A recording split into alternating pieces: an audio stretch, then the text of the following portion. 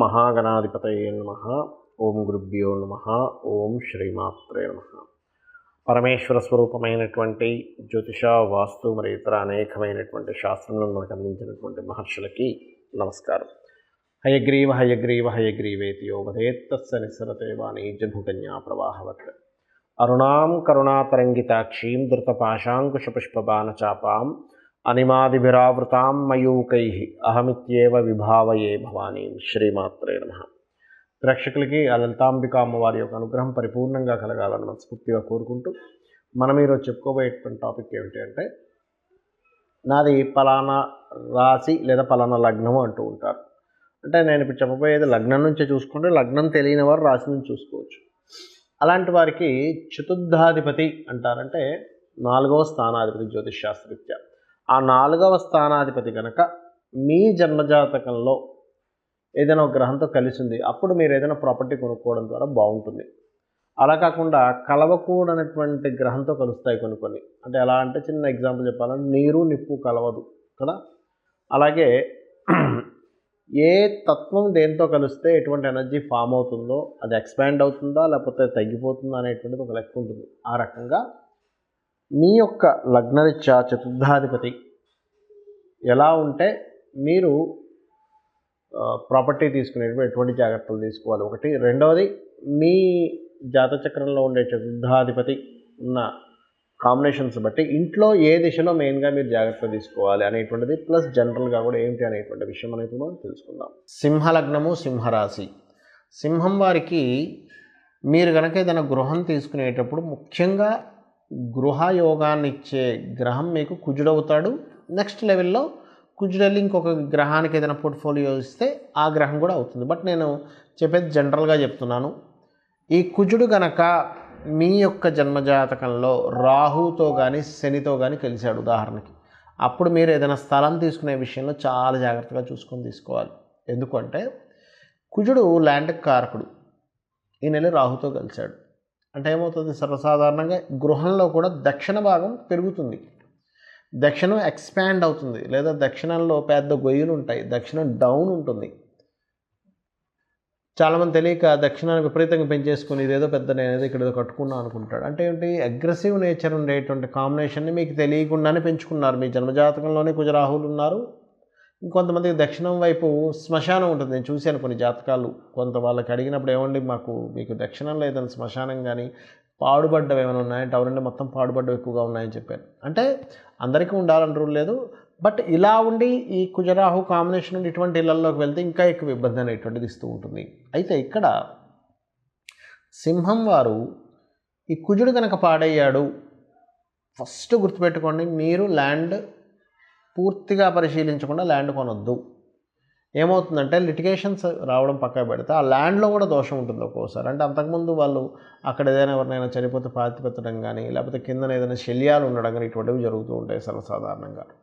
అయితే ఇక్కడ ఈ కుజుడు రాహుతో పాటు మనం చూసుకోవాల్సింది, కుజశనులు ఇబ్బంది ఉన్నా సరే ఇట్లాంటిది వస్తుంటుంది, కుజబుధులు ఉన్నా సరే కొంతవరకు ఇట్లాంటి దోషాలు వస్తుంటాయి. అయితే కుజబుధులు ఉన్నప్పుడు ఏంటంటే కొంచెం వాగ్దాటి బాగుంటుంది వాళ్ళకి. కాకపోతే ఈ కుజశని ఉన్నప్పుడు ఏమవుతుందంటే, కొంతమంది నేను కేసెస్ ఏంటంటే, వీళ్ళు ఒక ప్రాపర్టీ తీసుకుంటారు, డబ్బులు ఇస్తారు, కానీ వాళ్ళు రిజిస్ట్రేషన్ చేయడానికి లేట్, ప్రొలాంగ్ అవుతూ ఉంటుంది. అయితే ఇక్కడ గుర్తుపెట్టుకోండి,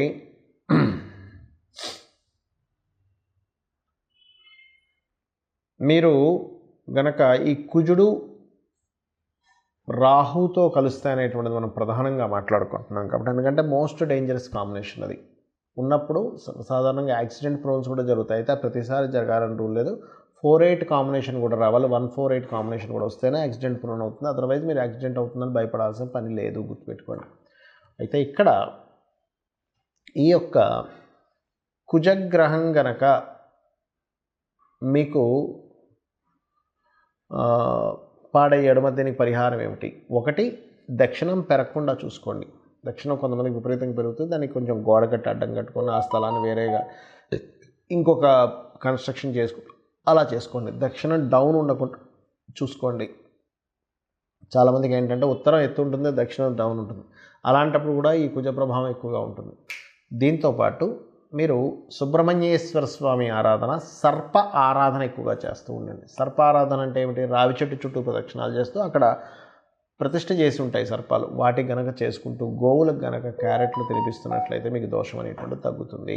చాలామందికి గృహము అనగానే ప్రతిసారి తూర్పు మంచిది లేదా ఉత్తరం మంచిది, దక్షిణం పడమర మంచిది కాదు అనుకుంటారు. అది పూర్తిగా తప్పు. వాస్తు శాస్త్రంలో ఎక్కడా కూడా, సంస్కృత గ్రంథమైనటువంటి విశ్వకర్మ ప్రకాశిక అనేటువంటి గ్రంథంలో ఎక్కడా కూడా ఈ దిశలు మాత్రమే మంచివి, ఈ దిశలు మంచివి కాదు అనేటువంటిది లేదు. ఇది ముందుగా గుర్తుపెట్టుకోండి. పాయింట్ నెంబర్ 1, అన్ని దిశలు మంచివే. మీకు ఏ దిశ పనికొస్తుంది అది వర్గు శాస్త్రము అంటారు. అంటే మీ పేరులో ఉన్న మొదటి అక్షరాన్ని ఆ దిశకున్నటువంటి ఆ నుంచి అమ్మహ వరకు ఉండే ఆ వర్గు, కా వర్గు, చా వర్గు అని ఉంటుంది. ఈ వర్గుని క్యాల్కులేషన్ చేసి 1, 3, 6, 7 చూసుకోవాలి. 2 మీడియంగా ఉంటుంది. ఇది ముందుగా గుర్తుపెట్టుకోండి. ఇక రెండవ విషయం ఏమిటి అని చెప్పి చూసుకున్నట్లయితే, వర్గుతో పాటు మీరు ముఖ్యంగా చూసుకోవాల్సింది, ఇప్పుడు నేను చెప్పాను మీకు, ఏది ఈ దోషం ఉంటే ఈ డైరెక్షన్ చూసుకోవాలని. ఆ రకంగా అదేదైనా ఉంటే, ఇప్పుడు ఉదాహరణకి శుక్రకేతువులు కలిసి ఉన్నారు ఎవరి జన్మజాత చక్రాలు అంటే, కిచెన్ కనుక చిన్నగా ఉందనుకోండి, ఇంకా దాని ప్రభావం పెరుగుతూ ఉంటుంది వాళ్ళకి కొంచెం. అంటే దాన్ని మనం ఆ ప్రభావాన్ని వాస్తు ద్వారా తగ్గించుకుంటున్నాం. రైట్. అలా 1, 2 అని కాదు. ఒకవేళ కొంతమందికి శని రాహు కాంబినేషన్ ఉంది, వెస్ట్ ఎక్కువ ఉన్నది ఇంట్లోకి వెళ్తే ఇంకా ప్రభావం పెరుగుతూ ఉంటుంది. సర్వసాధారణంగా వాళ్ళకి తెలియకుండా అట్లాంటి కర్మల్లోకి వెళ్తూ ఉంటారు.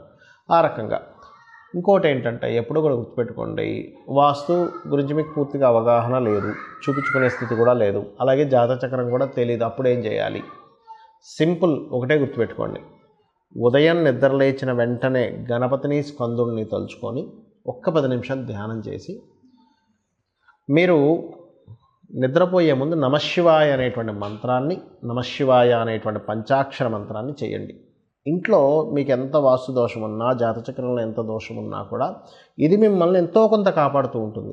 నిత్యము కనుక చేయగలిగితే, ఏదో ఒకరోజు చేశానండి, ఒకరోజు చేయగానే నాకు ఎటువంటి మార్పు రాలేదు అనకండి. నిత్యము చేయండి, మీరే చూస్తారు మార్పు అనేటువంటిది. అలాగే లలితా సహస్రనామాలు వినడం, చదవడం ఉదయం సాయంత్రం చేయండి. అంటే ఎటువంటి దోషాలు ఉన్నా కూడా తొలగిపోతాయి దీనివల్ల. విష్ణు సహస్రనామాలు కూడా చేసుకోవచ్చు.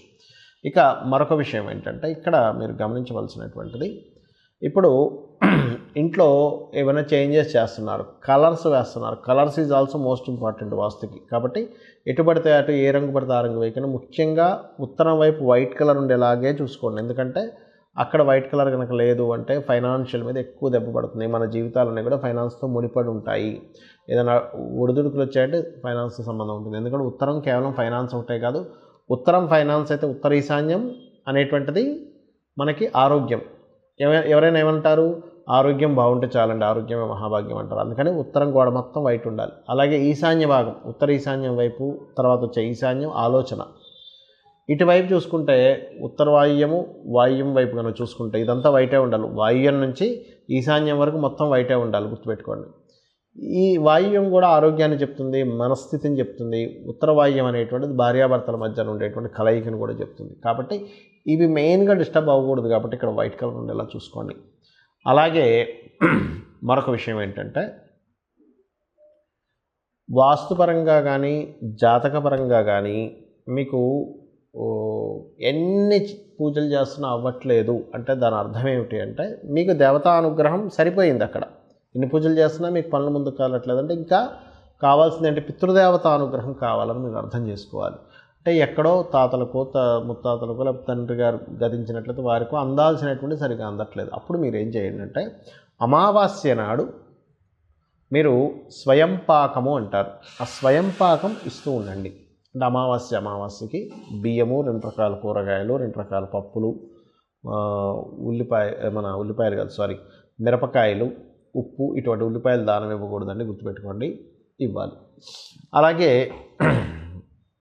మరొక విషయం ఏంటంటే, ఇప్పుడు నేను చెప్పినటువంటివి ఏవైతే ఉన్నాయో, ఈ వాస్తుపరంగా చెప్పినటువంటిది ఏదైతే ఉందో, ఇందులో మీకు గనక మీ జన్మజాతకంలో అద్భుతమైనటువంటి ధనయోగ దశ నడుస్తుంది.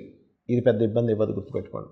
నీచభంగ రాజయోగం, విపరీత రాజయోగ దశలు నడుస్తున్నాయి, ఏమీ ఇబ్బంది ఉండదు. అంటే అలాగా ఆల్రెడీ ఆ వ్యక్తికి 1 లక్ష వస్తుందనుకోండి, ప్రతి నెల ఒక 10,000, 20,000 ఎక్స్ట్రా ఖర్చు అనేటువంటిది పెద్ద బర్డన్ కాదు. అలాగే మీకు పెద్ద యోగం మీ జన్మజాతకంలో ఉన్నప్పుడు ఈ చిన్న చిన్న దోషాలు మిమ్మల్ని ఏమి ఇబ్బంది పెట్టవు. నేను మీకు ఇది ఎందుకు చెప్తున్నానంటే, ఇదేదో దీనివల్ల ఏదో ఇబ్బంది వస్తుంది అనేటువంటి భయపడకండి. మీ జాతచక్రంలో పెద్ద యోగం ఉన్నప్పుడు ఈ చిన్న చిన్న విషయాలు ఇబ్బంది పెట్టవు. సో ఇవి తెలుసుకొని మీ యొక్క జీవితాన్ని ఆనందమయం చేసుకుంటారని కోరుకుంటూ శ్రీమాత్రే నమః.